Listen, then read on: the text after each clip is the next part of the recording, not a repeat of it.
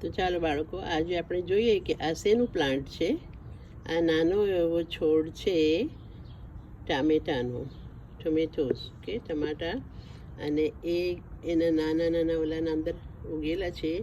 જ્યારે આપણે એને મોટા કુંડામાં નાખીએ તો આટલું મોટું છોડ થઈ જાય છે. તમે આ સેમ ટમાટરનું છોડ છે ને તમે જોશો એના અંદર નાના નાના ચેરી ટમેટોઝ ઉગેલા છે. જોયું?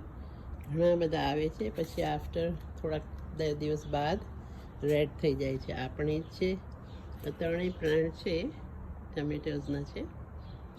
જો છો નાના નાના ચેરી ટમેટોઝ. અહીંયા બી આખું ઓલું થયું છે બંચ.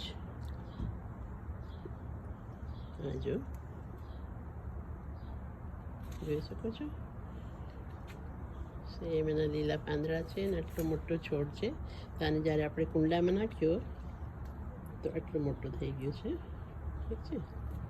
પછી થોડાક સમય બાદ આ તમને ટમેટોઝ બધા રેડ દેખાશે આના અંદર.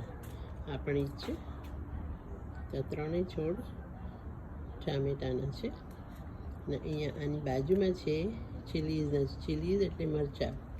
તમે જોશો કે આના અંદર નાના નાના મરચાં આવેલા છે. તમને બતાવું નજદીકથી. જો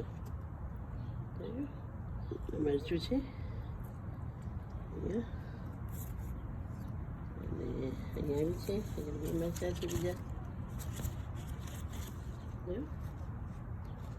તો આમ આ છોડ નાના આપણે ઉગાવીએ કુંડાના અંદર યા જમીનના અંદર તો મોટા થાય છે. અને પછી એના અંદર મરચાં આવે છે અને ટમાટર આવે છે. જો આ કેટલા બધા ટમેટા છે અહીંયા, ચેરી ટમેટોસ છે. ઓકે.